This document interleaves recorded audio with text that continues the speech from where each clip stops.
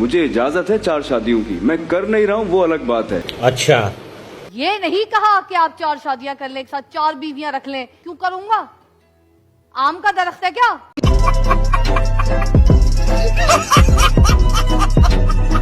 चार शादियों का मसला खड़ा हो गया। दानिश तैमूर साहब ने ये बात बोली कि भाई 4 शादियां मैं कर, 4 शादियां जायज़ हैं। बिल्कुल जायज़ है, मैं भी कहता हूँ जायज़ है। कौन कहता है जायज़ नहीं है भाई? लेकिन सवाल मेरा ये है कि रमज़ान ट्रांसमिशन में ऐसे सवालात करना क्या बनता है? लेकिन एक सेकंड, शर्म ही कोई नहीं है। जी, मेरा मसला ये है कि मैं एक लड़के से मोहब्बत करती हूँ बहुत ज्यादा, लेकिन वो लड़का नहीं मुझसे मोहब्बत करता ना। शर्म नहीं आती इनको? इनको शर्म बिल्कुल नहीं है, इनको गैरत शर्म बिल्कुल खत्म हो गई है इनकी। एक बच्ची की कॉल आती है, एक प्रोग्राम हो रहा है, एक बच्ची की कॉल इन्होंने पिक करी और उस बच्ची को इन्होंने सही झाड़ दिया। इन्होंने बोला कि तुम्हारी हिम्मत कैसे हुई कि तुम इतनी छोटी होकर के इतनी बड़ी बड़ी हरकतें कर रही हो, तुम्हारी उम्र क्या है, तुमने इज्जत ख़राब कर दी। आपकी क्या हरकतें हैं? आप पहले ये तो देखिए कि आप खुद क्या कर रही हैं।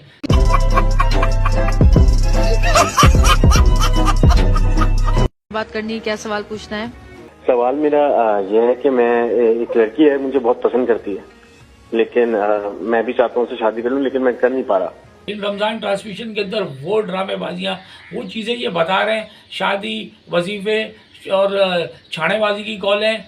स्कूल कॉलेज से फ़ोन आ जाता है किसी का, भाई मैं तो उसको पसंद कर रही हूँ, मैं इसको पसंद कर रही हूँ, तो उसका भी वजीफ़ा बता देंगे कि भाई किस तरीके से आपने उसको सेट करना है। बिजली का बिल बहुत ज्यादा आता है, कोई ऐसा वजीफा बताएं कि बिजली का बिल कम है। आप अगर बिल वाकई एक संजीदा वजीफा है, घर का बिजली का बिल कम से कम आए, तो एक वजीफा है, आपने शहादत की अंगुली से मीटर पे जाके लिख लेना है जम जम। क्या बोला तूने? मीटर पे जाके लिख लेना है जम जम।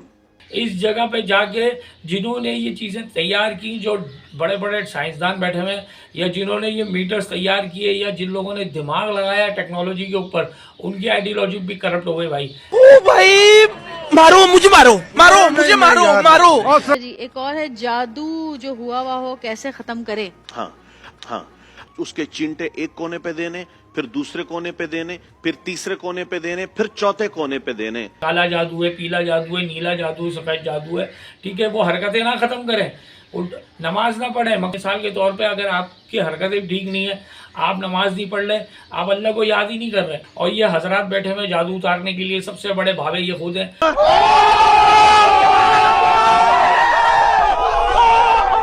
फिर काला जादू भी किया जाता है लोगों पर, आप उसके हवाले से भी बहुत सारा काम कर रही हैं। दुनिया कहाँ से कहाँ पहुँच गई, गोरा चला गया चांद के ऊपर या दूसरी तीसरी सैयारों के ऊपर। हमारी यहाँ पर ऑडियंस को बिठा करके सिर्फ और सिर्फ जादू के चक्कर में फंसा के रखा हुआ है।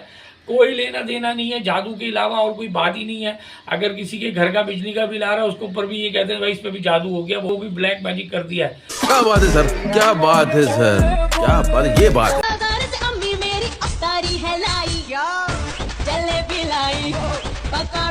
जलेबी भाई, मतलब जलेबी भाई, ये रमजानों में चल रहा है। रमजान के महीने के अंदर इन्होंने रमजानों को भी नहीं छोड़ा। रमजान ट्रांसमिशन में 4 शादियों का झमेला चल रहा है, और रमजान ट्रांसमिशन में जो ये जिस तरीके से सवालात, जवाबात और कन्वर्सेशन की जा रही है, तो ज़बरदस्त। मकसद आप ये देखें कि 4 शादियों का मसला खड़ा हो गया। दानिश तैमूर साहब ने ये बात बोली कि भाई 4 शादियां मैं कर, 4 शादियां जायज़ हैं। बिल्कुल जायज़ है, मैं भी कहता हूँ जायज़ है। कौन कहता है जायज़ नहीं है भाई? दुनिया जानती है 4 शादी मत कर सकते हैं, ये इस्लाम में है। लेकिन सवाल मेरा ये है कि रमज़ान ट्रांसमिशन में ऐसे सवालात करना क्या बनता है? और दूसरी बात ये नहीं है कि मर्दों को 4 शादियाँ करनी है तो जाके बेवाओं से करें।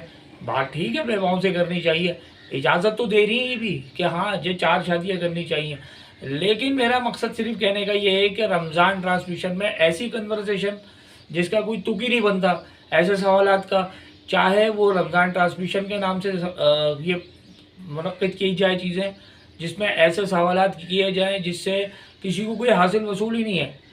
मकसद अगर आप ये चीज़ सिखा रहे हैं कि 4 शादी करनी चाहिए, तो आप ऐसे भी बता सकते हैं, कोई मसला नहीं है। इतना बड़ा प्रोग्राम मुनक़्क़िद करने की ज़रूरत क्या है कि रमज़ान ट्रांसमिशन के अंदर ही ये सारी चीज़ें आपने बोलनी है।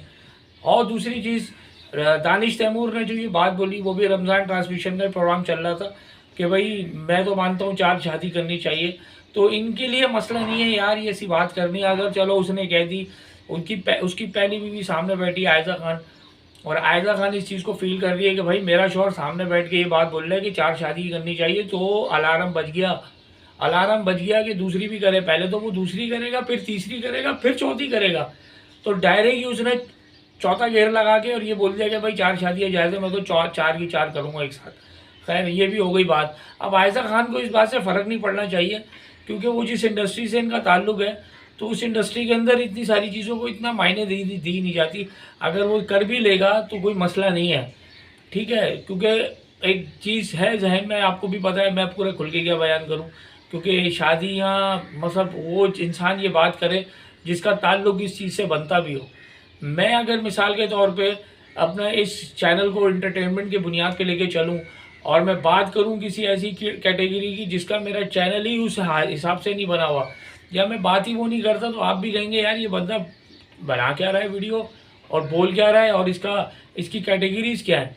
मकसद अगर आप दीन के हवाले से, इस्लाम के हवाले से जो चीज़ें बयान कर रहे हैं, तो क्या आपकी फील्ड ये इजाज़त देती है?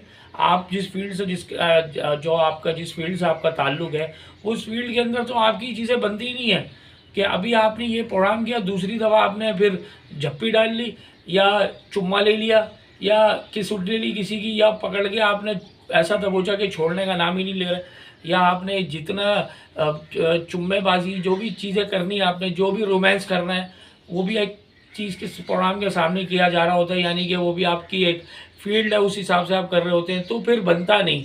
फिर दुनिया भी, आवाम भी, ऑडियंस भी बैठ के देख रही होती है कि यार ये आप किस तरीके से आप ये चला रहे हैं, क्या चीज़ों को दिखाना चाह रहे हैं। सेकेंडली, रमज़ान ट्रांसमिशंस के अंदर जो क्वेश्चन और आंसर हो रहे हैं, मकसद मैं ये देख रहा हूँ कि कॉल्स आती हैं, कॉल्स को पिक किया जा रहा है। आप कॉल्स देखें, किस चीज़ की कॉल आ रही है। एक हज़रत हैं, उन्होंने ये बताया कि कह रहे हैं कि भाई अगर आपका बिजली का बिल, ये भी रमज़ान ट्रांसमिशन के अंदर चीज़ चल रही है, बिजली का बिल अगर आपका ज़्यादा आ जाए तो आप बिजली के मीटर पे जम लिखेंगे तो वो मीटर जो है स्लो हो जाएगा, या रीडिंग स्लो हो जाएगी, या मीटर ही रुक जाएगा। मकसद कहने का ये है कि सारी की सारी टेक्नोलॉजी को फेल कर दिया इन्होंने। इस वक्त से इससे आगे जाके कोई टेक्नोलॉजी फेल हो गई कि अगर आपका मीटर तेज़ चल रहा है, आपको पता है एक बंदा बिजली यूज़ कर रहा है, अगर मैं यूज़ कर रहा हूँ बिजली, तो किस हिसाब से उसको इस्तेमाल करूँगा। अगर देखूंगा कि भाई इतने यूनिट मेरे घर का बिजली का बिल आता है, इतने यूनिट से इतनी चीज़ें मैं इस्तेमाल कर रहा हूँ, इतनी सारी चीज़ें चला रहा हूँ, तो इस हिसाब से यूनिट गिरेंगे। तो फिर मुझे जमजम लिखने की ज़रूरत नहीं है, मैं खुद ही अपने हिसाब से अपने घर के अंदर जमजम सेटिंग करूँ।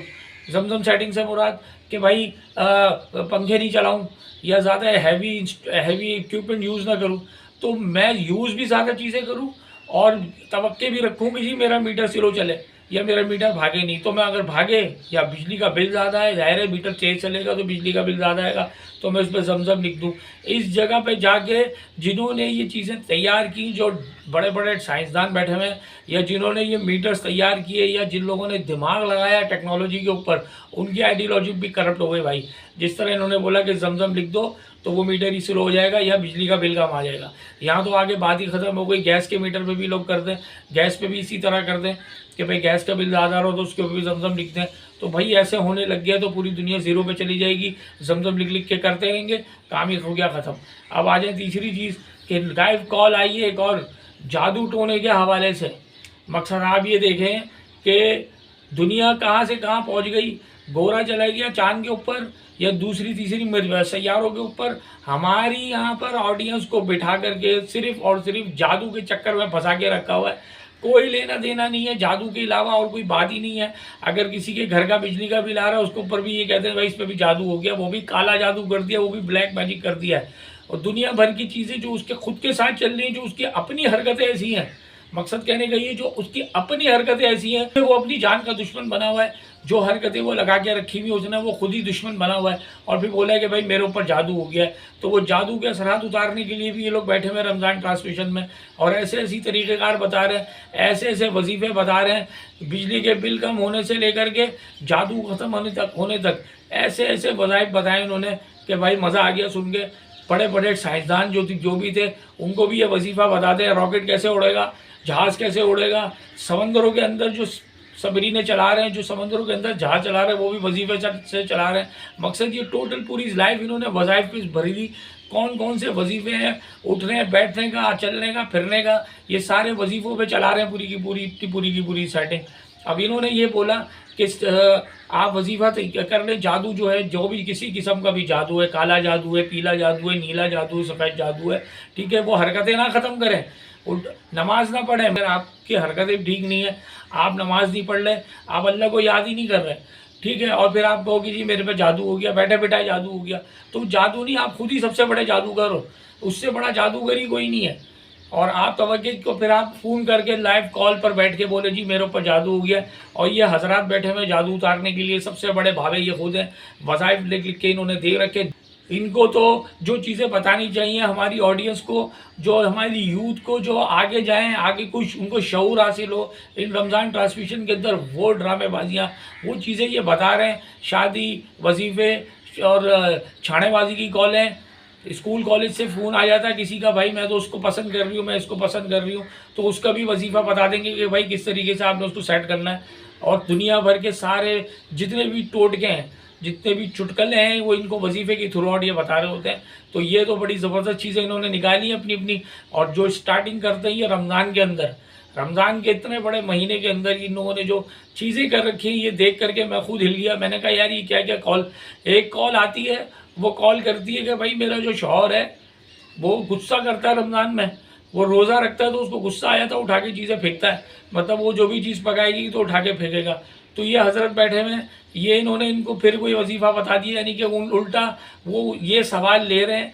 आपको ये सवाल लेने नहीं चाहिए था, आपको तो सवाल वो लेना चाहिए था कि आप ही बोलते कि भाई मैं ये सवाल लेने का हक़ ही नहीं रखता, मेरे अंदर इतनी कैपेबिलिटी नहीं है कि मैं तुमको ये जवाब दूँ। क्योंकि मकसद मेरी तो समझ में नहीं आ रहा कि ये सवालात कैसे लेते हैं। कॉल्स आती हैं, लाइव कॉल्स आ रही है आपके पास, तो आप वो सवाल ले रहे हैं जो आपके अपने मकसद का है, जिसका आप बहुत आसानी के साथ जवाब दे सकते हैं।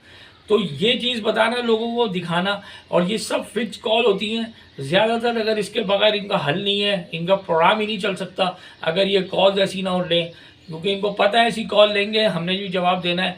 Fix questions, fix call, fix answer. इसके अलावा अपने पास से इनकी कोई भी वो चीज़ नहीं होती कि ये खुद से कोई लाइव कॉल, और अगर लाइव प्रोग्राम ही कर भी रहे हैं तो इतने ऑथेंटिकेशन के साथ करें। इनको पता होना चाहिए कि ऑडियंस हमारी बैठी हुई देख रही है लाइव कॉल में, तो हमें इसको रिकॉर्डेड करना चाहिए। हम पहले रिकॉर्ड कर लें, फिर ये आवाम तक ब्रॉडकास्ट करें। एक बच्ची की कॉल आती है, एक प्रोग्राम हो रहा है, एक बच्ची की कॉल इन्होंने पिक करी और उस बच्ची को इन्होंने सही झाड़ दिया। इन्होंने बोला कि तुम्हारी हिम्मत कैसे हुई कि तुम इतनी छोटी होकर के इतनी बड़ी बड़ी हरकतें कर रही हो, तुम्हारी उम्र क्या है, तुमने इज्जत ख़राब कर दी। आपकी क्या हरकतें हैं, आप पहले ये तो देखिए कि आप खुद क्या कर रही हैं। एक जगह आप ये प्रोग्राम कर रही हैं, दूसरी जगह पे आपने ये चीज़ें कर रखी हैं, तो आप खुद भी नोट करें कि पहले तो आप खुद देखें कि आप किस प्रोग्राम में बैठी हुई हैं और किस प्रोग्राम में रमज़ान ट्रांसमिशन के नाम से आप ये कॉल रिसीव करती है। उसके बाद फिर आप ये चीज़ें बयान कर रही हैं। हाँ, ये ज़रूर है कि 4 शादियाँ हैं, 4 शादियों के हवाले से आपको बहुत ज़्यादा गुस्सा आ गया, बहुत लोगों को गुस्सा आया। कुछ लोग कह रहे नहीं करनी चाहिए, कुछ लोग कह रहे नहीं करनी चाहिए। इससे आगे निकलें, कुछ नई चीज़ों के बारे में बताएं, कुछ ऐसी चीज़ों के बारे में बताएं जिससे हमारे लोगों को फ़ायदा पहुँचे।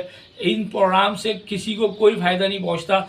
खुद मैं भी बैठा हुआ अगर कभी देख लूँ तो मुझे तो कोई फ़ायदा नहीं हो रहा। ना मुझे समझ में आ रही है कि ये मौलाना साहब जो बैठे हुए हैं ये क्या चाह रहे हैं, ये क्या सिखाना चाह रहे हैं, क्या बताना चाह रहे हैं। कुछ समझ से बाहर है, इनको कुछ भी नहीं पता। मेरा नहीं ख्याल इनको कुछ मालूमात है। अगर इनको मालूमात होती तो आज यहाँ नहीं होते, ये किसी और जगह पे बैठे होते। इनका स्टैंडर्ड ही कुछ और होता। पहली बात तो मैं ये बात नहीं करता, जितनी मेरी ग्राउंड है उस हिसाब से मैं बात करता हूँ, उसी हिसाब से ऑडियंस को लेके चलना चाहिए। ना कि ये कि आप अपनी टीआरपी हासिल करने के लिए, अपने प्रोग्राम्स की टीआरपी हासिल करने के लिए जो मुंह में आया, जो चीज़ें आई आपने बयान करवा दी। और आप यही देखें कि रमज़ान ट्रांसमिशन में, रमज़ानों में मुख्तलिफ सॉन्ग्स कैसे कैसे चल रहे हैं। आप ये देखिए कि मैं देख करके हिल गया कि जलेबी भाई, मतलब जलेबी भाई, ये रमज़ानों में चल रहा है। रमज़ान के महीने के अंदर इन्होंने रमज़ानों को भी नहीं छोड़ा, उसका भी रिमिक्स बना लिया। कोई ऐसी चीज़ नहीं छोड़ रहा है जिसका रिमिक्स ये नहीं बना ले। तो रमज़ान को इन्होंने अपना एक प्रोग्राम के हवाले से सारी चीज़ों को लेकर चलाना शुरू कर रखा है।